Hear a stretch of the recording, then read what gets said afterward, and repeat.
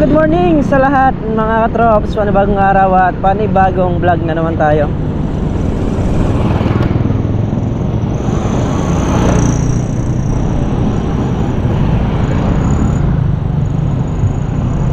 Bayo palusong na ng bukid.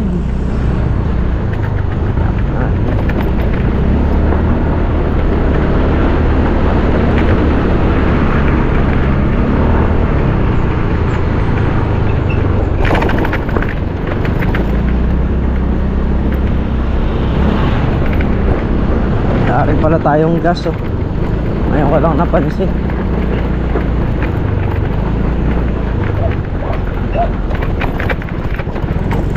Papagas muna tayo. So abot naman to.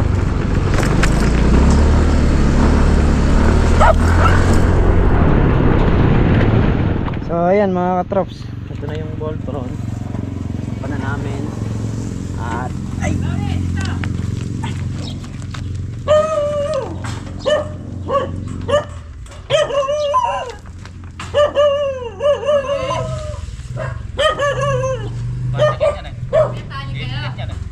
ha? Meron po, Nay.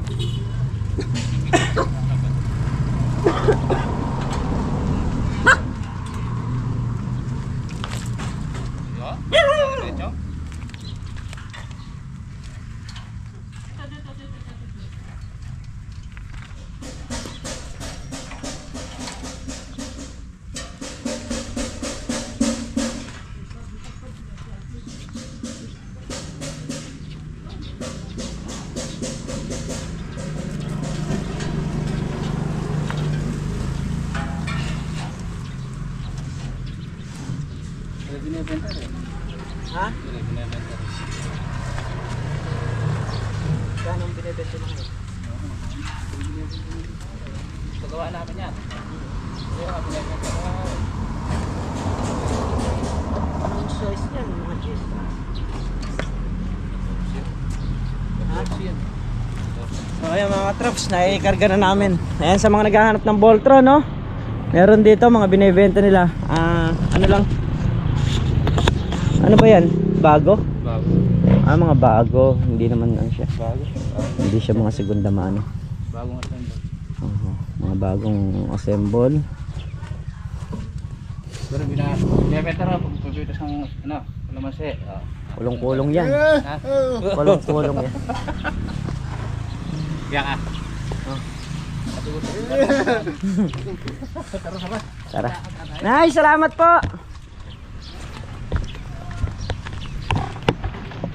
Ikot na kami. Meron na yung Voltron, ibababa na namin dito para makuha yung bangka.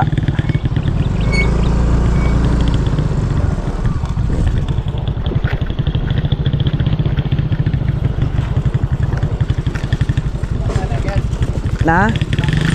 Oy, bababa na natin dito.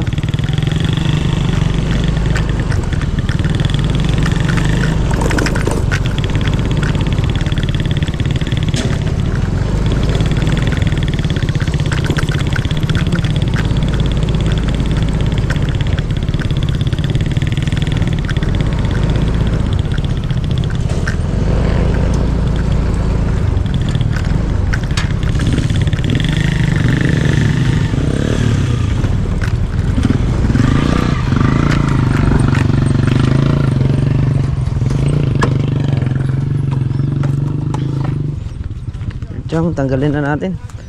Tapos ikot tayo sa lakapan para makuha yung bangka at maisakay. Maikasa.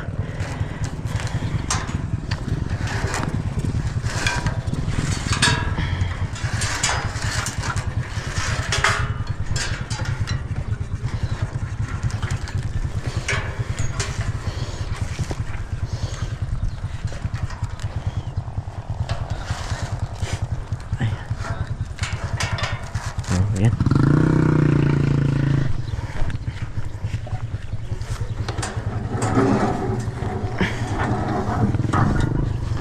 Sige pre. Yeah.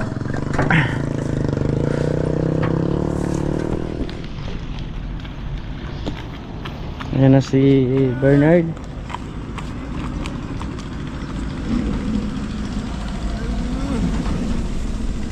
Ano daw?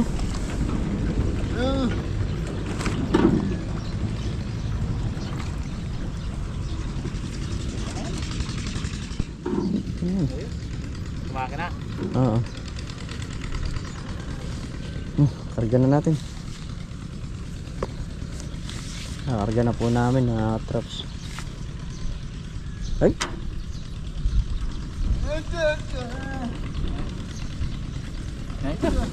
Ayan ko kung ano yung natanggal. May natanggal yata. Chok.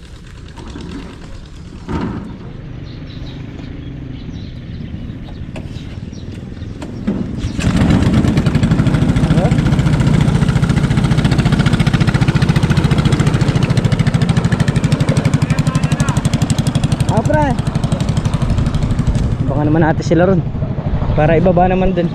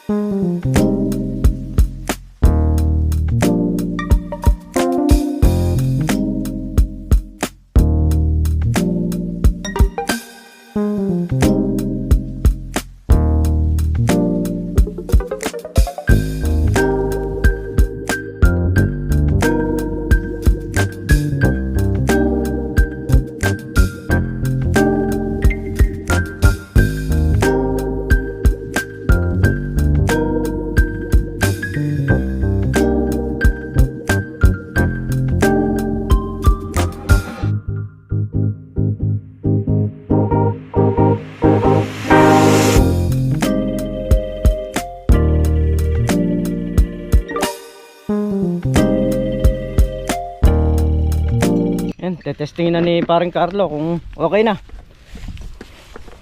Ay, ang tagal din kasi nagkakasay. Sabi mo, kinuha natin yan.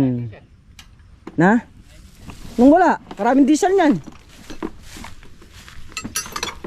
Kinuha natin yan, 7:30. Limpit yun na yan. Galas 10 na. Na, Alin? yung ano, pinawelding natin. Testingin mo muna mga. Mahigpitan mo na. Dali. Baka mamaya palpak. Tumuwag. Naman natin.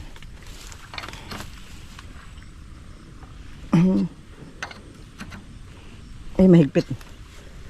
Sige.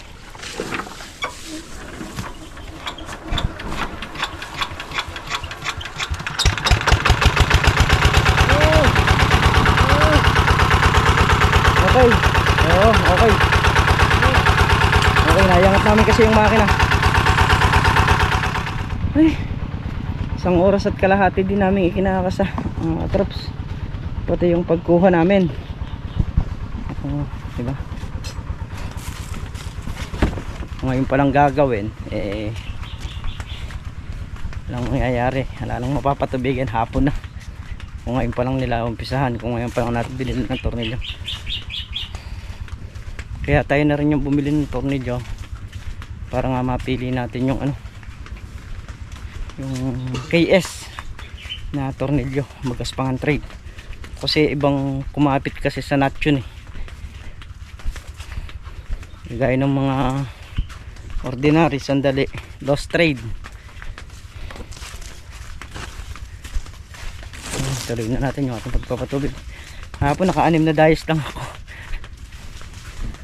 So pag pinwersa natin yon na pinaandar, okay, kukuha siya pag hinigpitan natin. Pero mas marami yung sisirain niya pagka pinilit natin. Kaya ganong pinagawa na natin para yun na lang yung mali 300. Ay, bigay natin doon sa nagpapagawa. Doon sa gumagawa. Namutan daw niya. Yung kapit asukal nandun. Ayun. Yung tubig. Dry ko na tagpapatubig. Ayan. Sana. Pagka ganong abala. Ay, Doon na saan tayo? andun na sa kabila yan. Kung di nasira yan. Pili na tayo. Eh, wala. Talagang ganun talaga. Umarating talaga yan.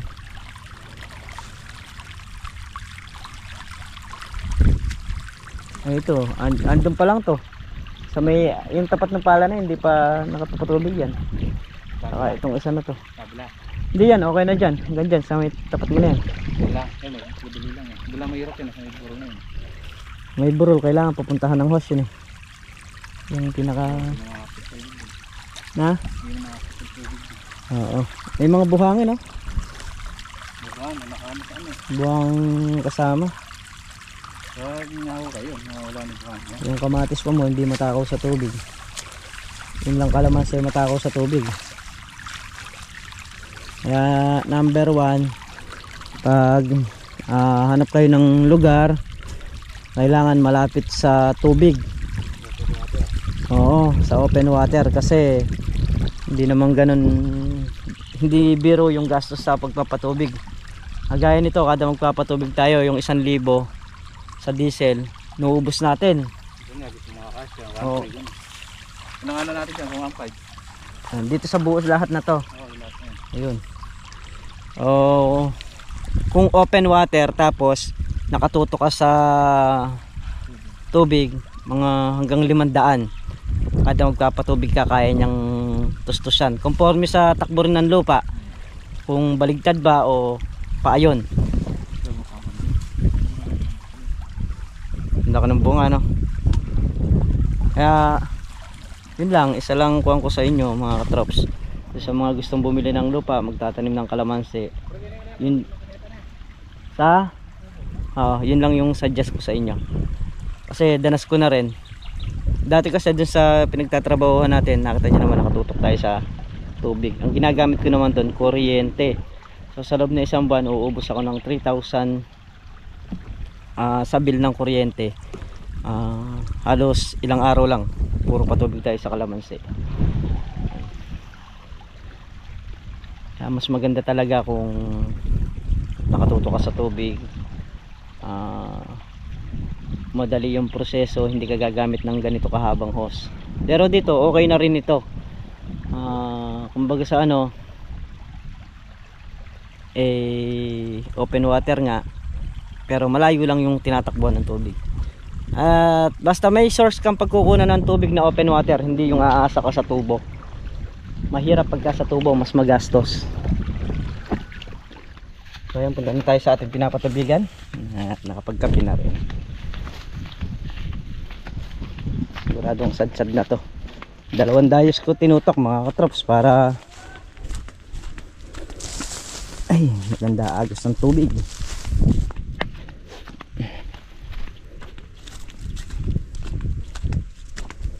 Kaya para gusto ko rin kasi palampasin dito para yung ibang ano naiikutan.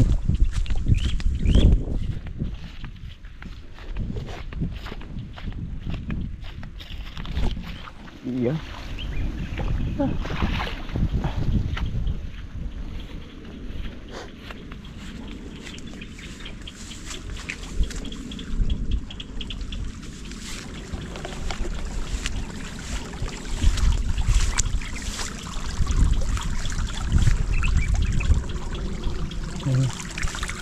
Sadsad na to. Sadsad na rin yung kabila. Dinamay na niya to. Ito, titingnan natin kung hanggang saan na yung tubig nito.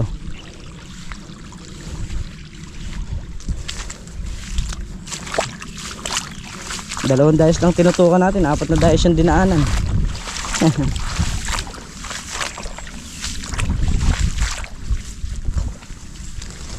Ay.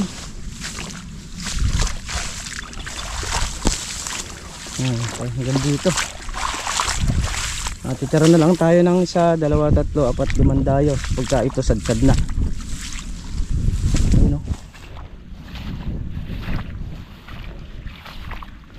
Oh yeah, sadsad na. Yeah. Sadsad na nga oh. Ito na. Ito na lang isa. Ang pinapasadyad, ito na yung tubig niya. Ito na. So, pasadyad na rin to. Bangan natin para pumasok sa kalamansi.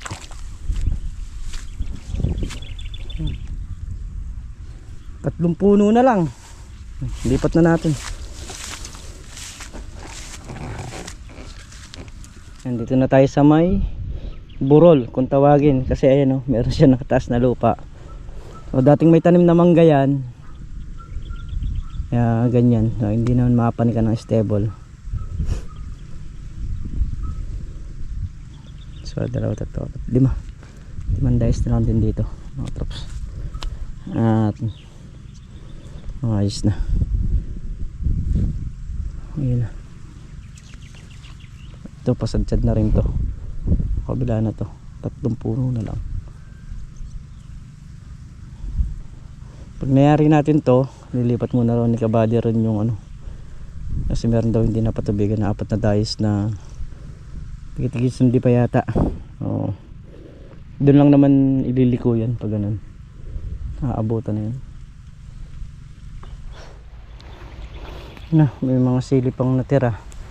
Inipitas natin yung hinog para hindi masayang. Masasayang lang din kasi nakapaglipat na rin tayo ng tubig. Inuna ko na yung nandun, tapos mamaya bibiling ko na lang dito.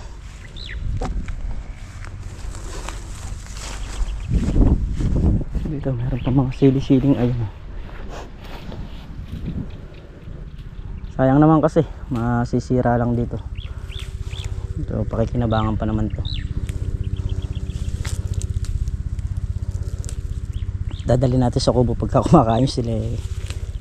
Hilig din nila yung sili. Ayan.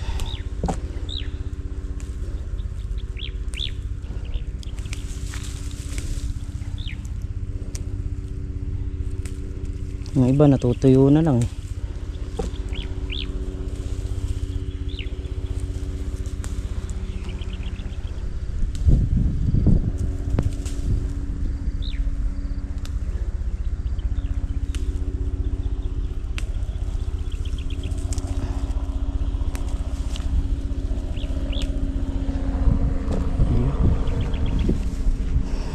Okay na. Ito na yung huling siling alam ko eh. Punta muna tayo sa kubo habang pinapatubigan natin yung 4 na dayos dun sa kabila. So isang bagsak lang yung 4 na dayos na yun, kasi pababa yung lupa dun eh, sa may sulok na yun. Tapos dito sa 4 na dayos na lang. Yung huling dayos na yun, di na natin patutubigan yun. Doon natin idadaan yung hose. So mababasa na rin siya kasi nga tagal natin pinapatubigan to. Basa na, mababasa na rin yun. Si pare Carlo. Ha? Ay dumiretso, may tubig yung ano eh.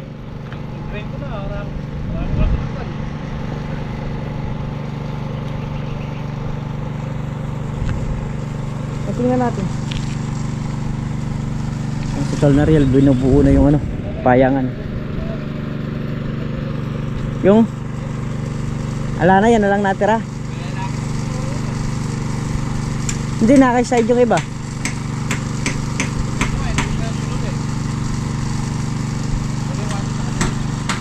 Ayan, paano nga andar nga naman itong motor ni ano, ni paring Carlo eh, walang gas. Ay! Pinapagamit ko yung motor ko para bumili ng gas. Hindi naman niya kabisado raw. So, tayo na lang yung bibili. Ayan. Bibili tayo ng gas para gagamitin ko rin kasi sa ano yun, sa kalamansi. Mamaya mag-i-spray din ako. Ayan, kaya kailangan talaga natin bumili ng gas. Ayan, tapos na siya rito. Dito na lang yung pinapatubigan niya. Yung harapan na lang.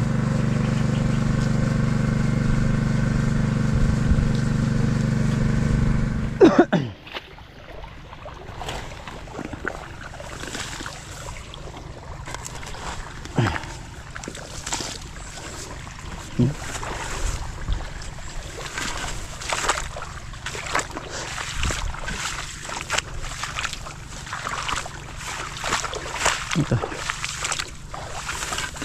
Sad na yung ano, 3 dayos.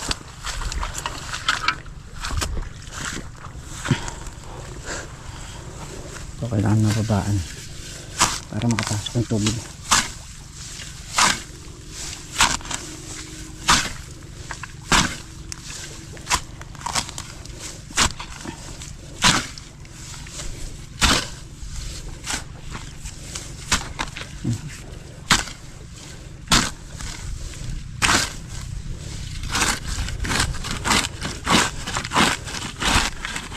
Taas kasi yung lugar na yun mga katrops, kaya papalakan natin para pasukan ng tubig. Ito lang yung tubig oh, pagilid. Yun, nakayari na tayo dun sa katubigan natin dito. Lilipat muna ni Kabady dun sa kanya ganong meron yung ilang dayos na hindi na inabot ng tubig. Kanina lang niya napansin. Hinaan ko lang yung makina para mailipat yung hose. At magkakarga rin tayo ng diesel para tutubigan natin. Yun, dito na tayo sa ano, bungad. May hila akong hose eh. Ay Diyos ko, pasensya na sa kaldag. May hila tayong 2 hose sa motor. Nandito na yung mga hose. O idudugtong ko lang dito sa bungad para umabot dito sa gilid. Noona ko kasi rito yung lahat ng mahihirap patubigan na gilid, yun yung pinapatubigan ko. Kasi nga pagka nakayari ng patubigan yon, maginhawa na magpatubig.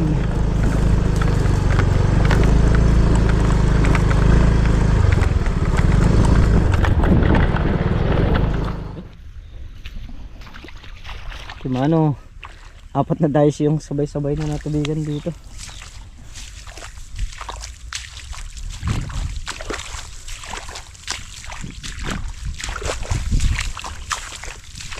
Kunin natin yung ano, pala para may makakapagparan tayo ng tubig dito sa paligi.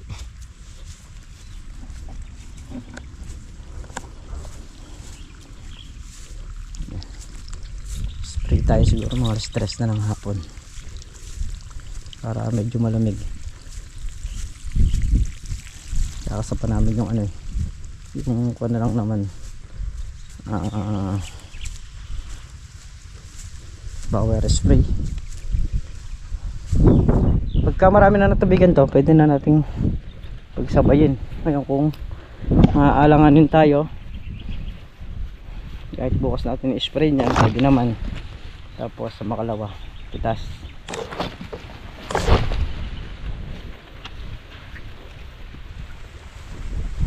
Kailangan kasi basa yung kalamansi doon sa gagamitin nating gamot. Pagka hindi basa yung kalamansi tapos ginamit natin yung gamot na yon, yung dahon yan magpipino, o pag nagpino yung dahon yan, wala na. Pero pag basa mong ginagamit yon, maganda sa kalamansi. Ayun mga traps, 4 na dayos na tayo. Ayan, dito na tayo. Doon may napatubigan ng 2 dayos. Bali nakaka-6 na lahat-lahat. Pag napangalahati ko to, kaya kong yariin ngayon, yariin ko na. Di ba bukas tayo mag-spray ng buong kalamansi. Kasi yung sa gagamitin nga natin, ayan, tinan yung bunga oh, nasira na, wala na, nalaglag na. Yan yung sa pataba. Marami na kasing ano sapot, tapos yung mga nangungulit na ganito, ayun, tatanggal yun. Madalang lang naman natin i-spray yung kalamansi. Halos sa ngayon minsan lang sa isang buwan, kaya lang malakas to sa tubig. Kailangan puro pa tubig talaga. Yan, nalagyan ko na ng tubig yung ano, drum sa gitna kasi may tubig na yung paligid.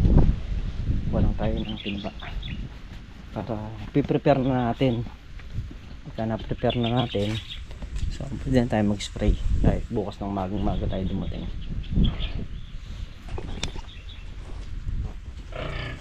Ayun yung timba sa kabila. So parang Carlo nagpapatamba ng sili na mga napapatubigan natin. Nakagisa na niya ng pataba.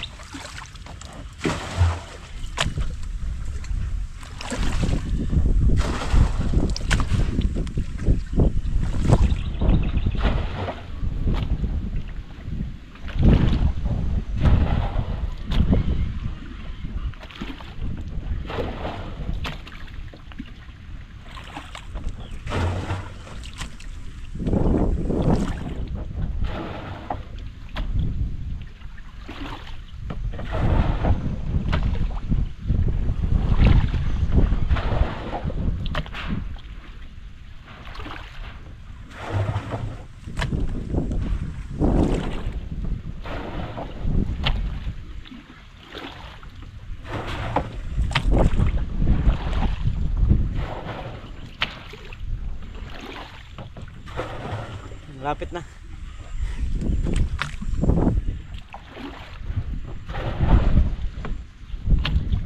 Kalahati na, kalahati.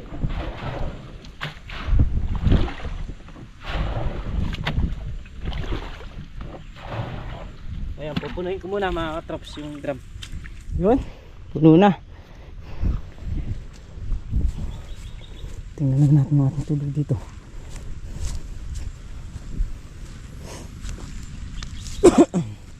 Talagang sultan na sila sa tubig niyan. Ito delikado. Kailangan bubunot. Kung hindi dadaanan tayong ganun. Naapakan natin yan, wasak paan natin dun.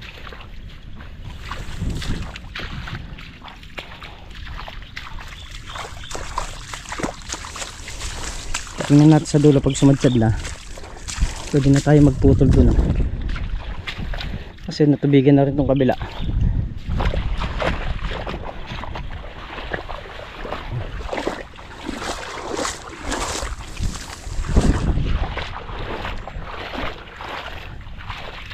Yan, nangangalahati na yung ating patubigin dito sa unang block. Mula doon hanggang dito na. Ano na lang to, 2, 4, 6, 8. Ayan siya, bali nakaka 2, 4, 6, 7, 8. Siyam na guys na lang mga traps. Baka hanggang mamaya umabot tayo dun sa may, kung matitiraman tayo ng mga 3 o 4 na dayos dun sa gilid. Yun, habang nagpahihintay tayo ng tubig, magsisiga-siga tayo para mainam din kasi yung usok sa kalamansi. Ayan, sindi tayo ng mga usok.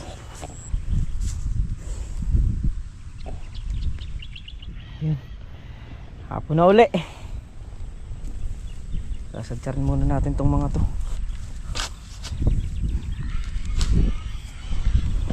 Ayan, yung kabilang dayos pa, tapos ito, tapos yun, bali 3 yung tinatakbuhan ng tubig na yan. 6 pa yung natitira. Ay, konting konting tiis pa. Hindi man natin mayari ngayon to, bukas mayayari natin to.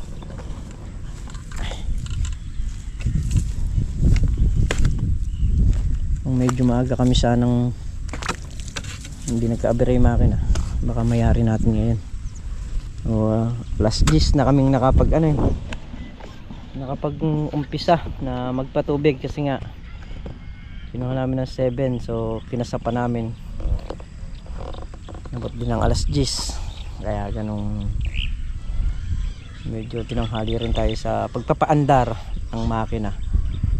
Pero mayayari din naman bukas, saka wala naman ng paggagamitan yung makina sa makalawa pa nila, kailangan sa ano, sa Ampalaya o dito kada 4 days tubig sa Kalamansi.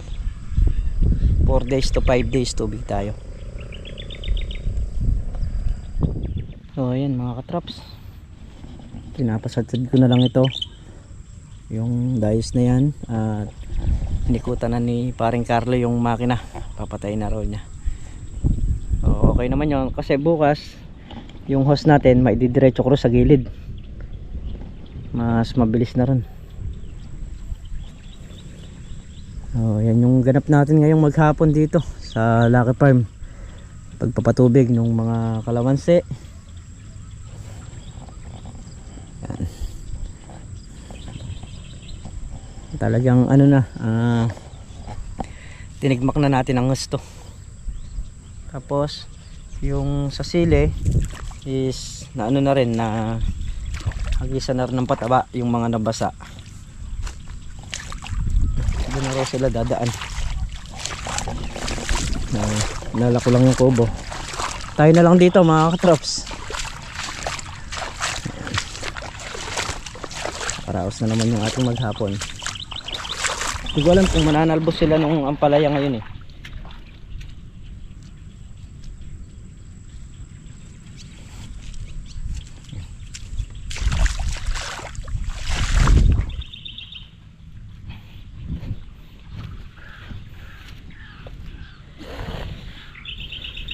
Ay, kumuputik talaga.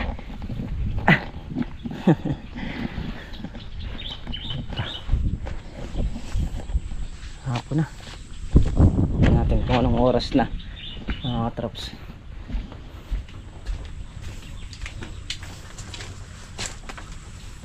Hindi rin magkakasya yung ating diesel. Tingin pa tayo bukas. Ayan o, 5:37 ng hapon. Ayan. Ayan. So yung mga baboy nakapakain na rin. Next muna tayo ng paa. Makakarating tayo mga alas 6 sa bahay.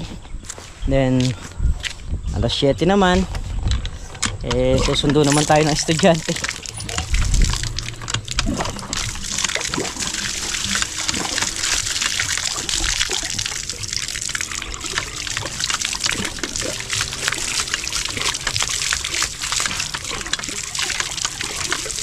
Dahil yung estudyante natin sa PUP is ganong oras silang lumalabas, so susunduin na natin. Ay, mga biyanan ko nandyan pa rin sa bahay. Okay yun, sabi ko nga papahinga sila, sabi ko nga kahit sambon lang sila dyan eh. Yung kasing biyanan ko pong lalaki is sa harvester, pagka panahon ng giikan ng harvester nakakasama siya dati. So sa ngayon po kasi hindi siya ganong nakakasama, gawa nung yung binang kong babae nga binabantayan. Pero ngayong kung mag-aanihan man yung biyanan kong babae, sa bahay na lang muna siya, at gusto pa rin daw magtrabaho ng biyanan kong lalaki, kaya pa raw niya. Siyempre alam naman natin na pag nangahinto sa bukid yung ganyan is lalong manghihina, kaya hanggat kaya nilang magtrabaho, magtrabaho sila. Let's go na tayo mga katraps. Pauwi na tayo, pahinga lang tayo ng konti, may sundo naman. So yun mga katraps, at dito na nga tayo sa bahay. Muli po, maraming salamat po sa inyong lahat sa walang sawang suporta nyo, sa pagmamahal nyo sa channel namin. Ayan, ingat po kayo palagi, saan po kayo naroroon. Bye-bye po sa lahat.